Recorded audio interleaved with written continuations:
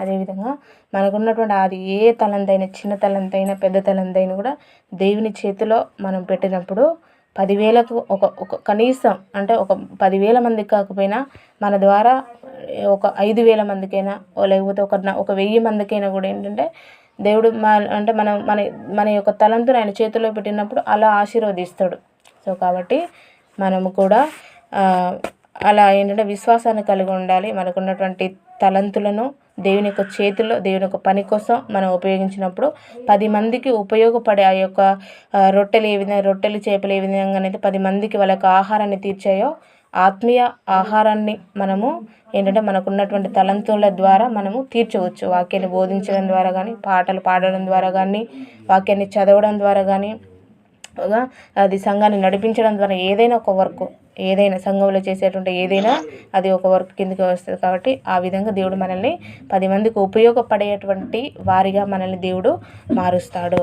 కాబట్టి 29 నుండి 31 వరకు మరలా ఒకసారి రివిజన్ చేసుకొని క్లోజ్ చేసుకుందాము. 29 నుండి 31 వరకు మనం ఎలా ఉండాలి అని అంటే, క్రీస్తు యొద్దకి ఒక ఆత్మను నడిపించడంలో ఎంత ప్రయాసమైనా పడాలి. క్రీస్తు యొద్దకి ఆయన యొక్క పాదాల కొరకు అది ఎలా అంటే కొండలాంటి సమస్యలే కానీ ఏదైనా కూడా ఒకవేళ వాళ్ళు నడవలేని పరిస్థితిలో ఉంటే ఇప్పుడు నీకున్నటువంటి టెక్నాలజీని ఉపయోగించి దేవుని సన్నిధికి వాళ్ళకు నడిపించాలి. అదే దేవుడు నీ నుండి కోరుకున్నాడు. అటువంటి మనసు నీకు ఉంటే దేవుడు నిన్ను వాడుకుంటాడు. ఓకేనా? అటువంటి మనసు కలిగి ఉండాలి. ఇంకోటి ఏంటంటే 32 నుండి 39 వరకు మనం చాలా నేర్చుకోవచ్చు. ఆయనలో అంటే క్రీస్తులో ఉన్నటువంటి కనికరాన్ని మనం నేర్చుకోవచ్చు. ఇంకేంటిది, చిన్నదాన్ని దేవుడు ఏం చేశాడు, మనకున్నటువంటి ఆ చిన్నతనంతో ఆయన చేతుల్లో పెడితే దాన్ని దేవుడు అంటే ఆశీర్వదిస్తాడు. అక్కడికి వచ్చినటువంటి ఆ యొక్క జనాలు కేవలం వాక్యం కొరకే వాళ్ళు వచ్చారు.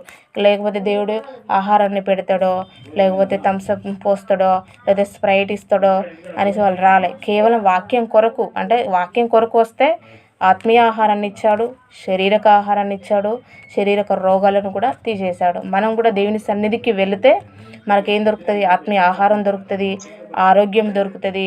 ఇంకా ఒకవేళ శారీరకంగా నీకు ఆహారము లేనట్లయితే అలాగా మన విశ్వాసంలో పడిపోకూడదు. అది మన ఊహకందని కార్యాలు చేస్తాడు. మన శక్తికి మించిన కార్యాలు చేసేటువంటి దేవుడు. కాబట్టి మన శక్తికి మనం చూసి భయపడి నా శక్తి వల్ల కాదు, ఎవరి శక్తి వల్ల కాదు అనుకున్న టైంలో నువ్వేం చేయాలంటే ప్రార్థన చేయాలి.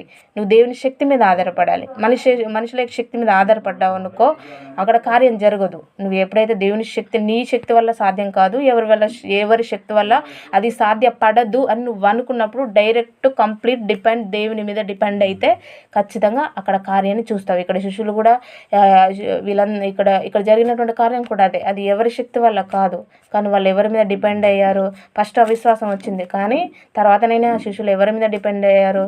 దేని మీద డిపెండ్ అయినప్పుడు కొంచెం దాన్ని ఎంతమందికైనా అంటే ఇచ్చాడు. సో కాబట్టి ఆ విధంగా మనం భయపడకూడదు.